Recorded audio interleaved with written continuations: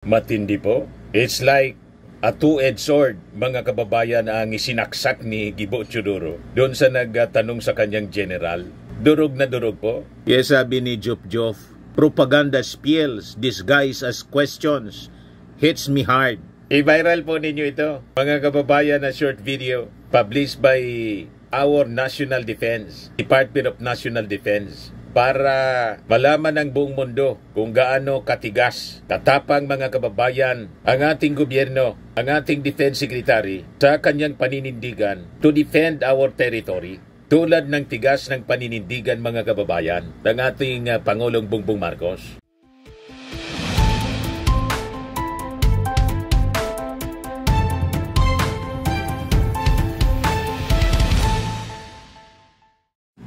Hello po mga kababayan, si Dante Maravillas, Bicolano vlogger, broadcaster from Albay. Panoorin natin mga kababayan kung paano dinurog ni Defense Secretary Gibo Teodoro, paano sinupalpal ng ating Defense Secretary ang isang Chinese general na nagtanong po sa isang press conference sa ginanap, mga kababayan, na Shangri-La Dialogue sa Singapore. Talagang durog po yung Chinese general. Yan po mga kababayan, panoorin natin. The U.S. Secretary of State Marco Rubio said that the Russian-Ukraine war is a proxy war between nuclear powers and needs to be ended. And meanwhile, the United States is selling more arms to this region and setting up more military bases in the Philippines. So, if the proxy war in Europe needs to be ended, are you concerned that a proxy war in Asia might be launched? Thank you. Now, to our Chinese interlocutors, I shall address you collectively. And thank you for the propaganda spills disguised as questions.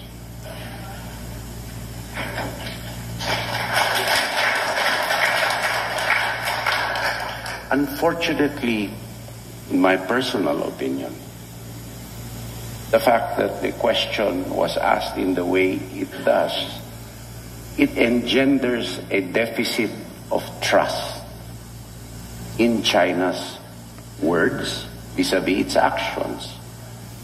I just look back to 1995 on a place called Mischief Reef. There were a few bamboo structures erected there, and China said that these were temporary havens for fisherfolk.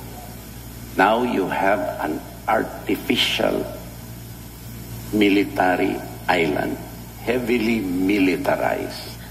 China says that it has peaceful intentions. Why does it continue to deny the Philippines its rightful provenance under international law and UNCLOS? And as proof of this, we do not stand alone. None have agreed with China, and none has condemned the Philippines for standing up against China in the face of a threat to its territorial integrity and sovereignty. And thus, for dialogue to be effective, it must be coupled with trust. And China has a lot of trust building to do to be an effective negotiating partner in dispute settlement. We have to call a spade a spade. And that's what we see, and that is the biggest stumbling block to dispute resolution or dialogue with China.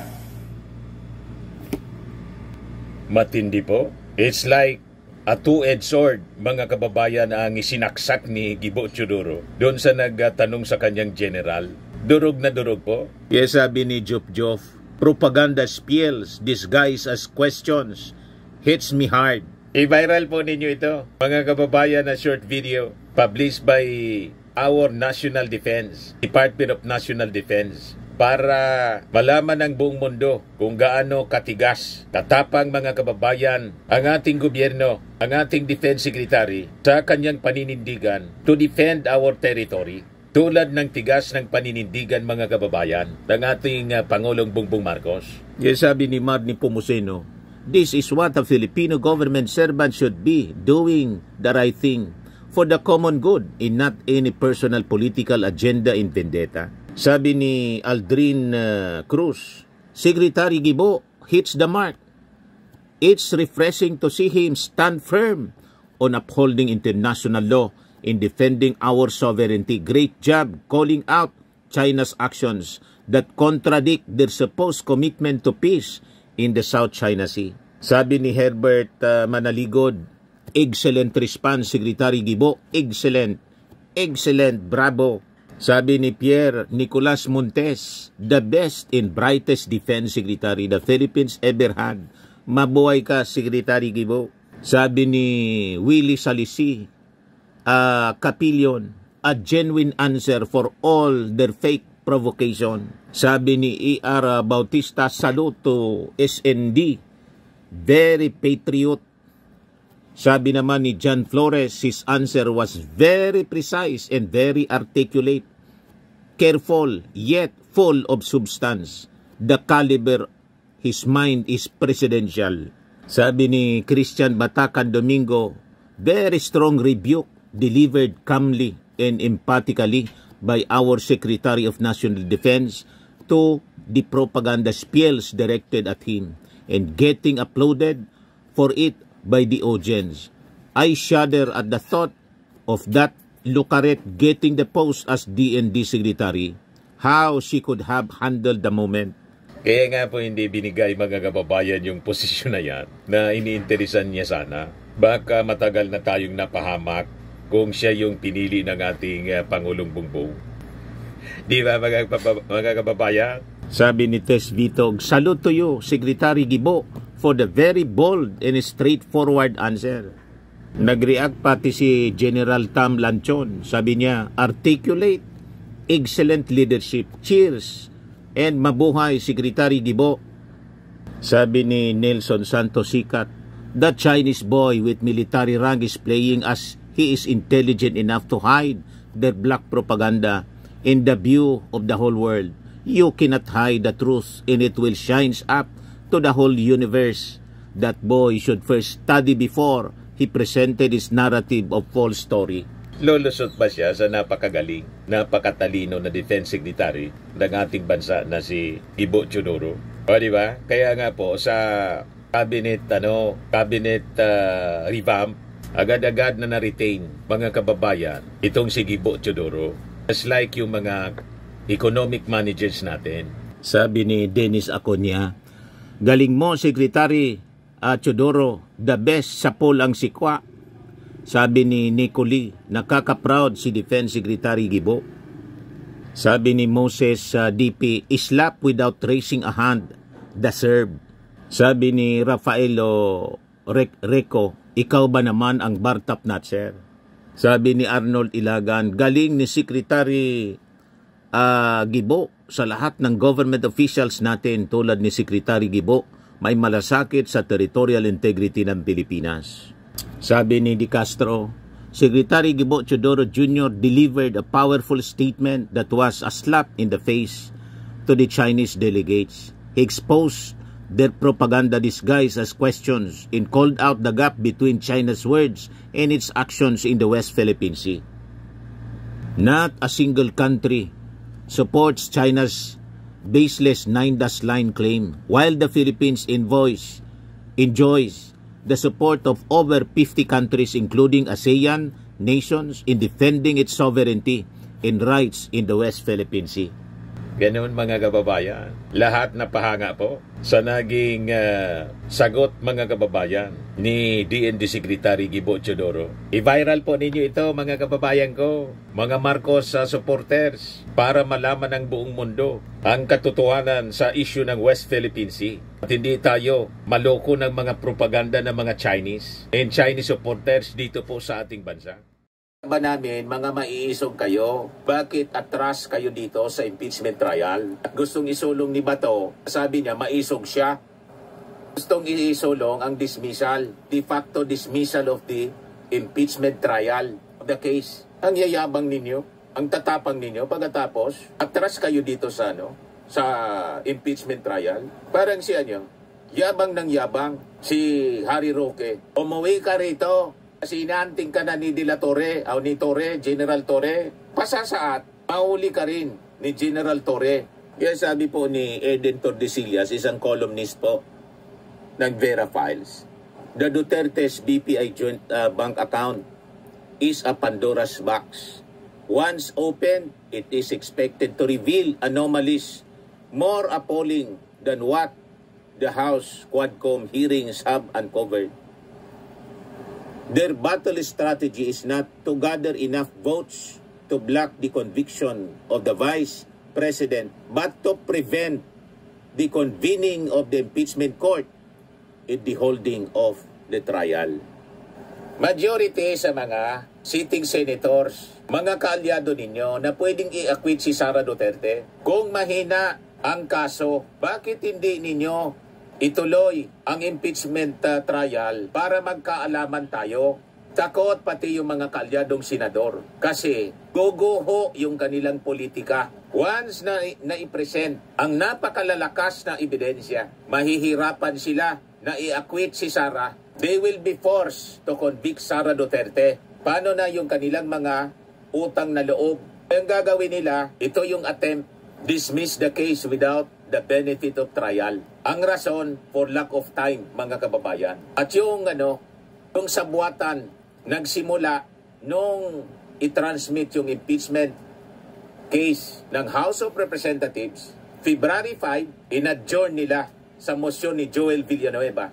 2 araw pa ang session days nila. Kinat-short nila yung kanilang session days. Na-schedule yung pagbasa, June 2. Dinelay naman po nila. Yun pala, mga kababayan, may papaikutin na resolusyon to dismiss the case without the benefit of trial. Payag tayo sa ganong mga ginagawa, mga kababayan, nitong ating mga senador. Pag ginawa po nila yan, tama si Laila de Lima, tama si Risa Ontiveros, mananagot kayo sa bayan. Articles of impeachment, trial by the Senate shall forthwith proceed. Hahatulan tayo ng sambayanan kung hindi natin ginampanan ang tungkulin na ito sa sambayanan. Ang mga mamamayang Pilipino at ang ko-convict sa inyo, mga senador, pag nag-people power, baka kalad ka rin kayo ng mga mamamayang Pilipino, iulog kayo sa Ilog Pasig. Ipadlak yan na Senado, i-abolish ng tuluyan, itira na lang po ang Kongreso, magkaroon na lang tayo ng unicameral legislature. Anyway, maraming magagaling, mas maraming mga magagaling na congressmen kaysa sa inyong mga senador. Kabayang Cheesy Escudero, may panahon ka nga sa pag-attend ng fashion show ng asawa mong si Hart. Wala kang panahon sa trabaho na minamandato ng konstitusyon. Anong klase kang senador? May panahon ka para magpakapal ng inyong kilay. Wala kang panahon. Nagbakasyon kayo ng 4 months na sumusweldo from the taxes of the Filipino people. Wala kang panahon sa impeachment trial. Kung wala kang panahon sa impeachment trial, lumayas na kayo. Lahat kayong mga senador na ayaw mag-perform ng kanilang constitutional duty, mag-resign kayo lahat. Nakakahiya kayo, makasupog ka. Anong klase kayong mga senador? Malis kayo dyan. May magti-take over dyan sa trabaho ninyo. Magagaling na mga constitutionalist, magagaling na mga abogado. Binawalang hiya na ninyo. Mismo yung ating saligang batas. Anong rason na mag-stay pa kayo dyan sa Senado? Mismo yung Senado, the last bastion of democracy, sinalaula na ninyo. Ilang mga senador, ang daldal ng daldal tungkol sa impeachment, displaying your biases. Grabe kayo. Pero hindi rason yung mga pinasa ninyong batas. Kasi mas importante ng impeachment, sabi mismo ng mga batikang abogado ng UP, it rests on a higher plane. Napakalinaw yung sinabi sa yung sinabi sa konstitusyon. Kung hindi ninyo irerespeto yung konstitusyon. Walang rason for you to stay in the Senate bilang mga mambabatas. Yung mismong saligang batas, binaviolate ninyo. Anong karapatan ninyo? Anong moral ascendancy ninyo to stay any longer bilang mga senador? Yan ang tanong natin kay Escudero. Kung sabi ng ating mga faculty members ng College of Law ng UP, the special character of the Senate when it tries an impeachment is confirmed by its own precedents. The terms impeachment court, senator judges, and political neutrality do not appear in the Constitution. Yet, in Boss, Estrada, in Corona impeachment trials, the Senate has adopted these terms and even commissioned robes recognizing a special constitutional role that transcends its day-to-day workings as a chamber of Congress. Even in Anglo-American practice, impeachment is not discontinued by the dissolution of the parliament but may be resumed by the new parliament. The reason for this is that when the Senate acts to try impeachment, it fulfills a non-legislative role and survive its complete dissolution. In any event, the question whether trial should continue after the Senate adjourns sine die should not be preempted by the 19th Congress, but should be left to the 20th Congress. For the Senate to decide for the 20th Congress would be undemocratic, contrary to the very rational underlying the non-continuing body argument on impeachment and accountability. Post-1987, impeachments have been the venue for the most important national conversations on good governance and the standard we, the sovereign Filipino people, impose on our highest officials. Its character as an accountability mechanism is not simply suggested by its placement under Article 11 of the Constitution. The accountability of public officers, it is confirmed by constitutional and political history. In the Estrada impeachment, the non-opening of the second envelope was premised on an evidentiary objection regarding relevance and materiality. For the people, it was suppression of the truth that ended in the removal of a president. In the Corona impeachment, the Chief Justice delivered an emphatic statement defending himself. The tide turned when he abruptly walked out of the impeachment trial before the Senate could ask him questions. While every initiations of impeachment is understandably controversial, if not divisive, the people eventually congregate around the impeachment court to find the truth, the whole truth, in nothing but the truth about serious disqualifying allegations against its highest public servants. Kaya tatandaan po ninyo, Bato de la Rosa, Chis Escudero, lulusob dyan sa Senado para kayo ang tanggalin. Lahat kayong mga senador na nangwawalang hiya sa ating saligang batas. Ayaw ninyo ng santong dasalan. Gagamit ang taong bayan with supreme over you ng puwersa tulad ng nangyaring people power. Tumakas na lang si Erap Estrada, ginamit ang Ilog Pasig para hindi siya magulpi. Tatandaan mo yan, Senator, Senate President Chis Escudero, Bato de la Rosa, milyon na yung nag-congregate yan. Tumakbo na kayo kung saan ninyo gustong tumakbo. Kasi pag nahawakan kayo ng ating mga mamamayang Filipino, sabi nga po, dila nyo lang ang walang latay. Ito naman po yung bago naming product na binibenta online. iGlow Serum, whitening po siya. Tingnan ninyo yung epekto sa aking anak na architect before and now. Yung mga inquiries po ninyo, dumiretso na lang kayo sa kanyang Facebook account, Riz Maravillas.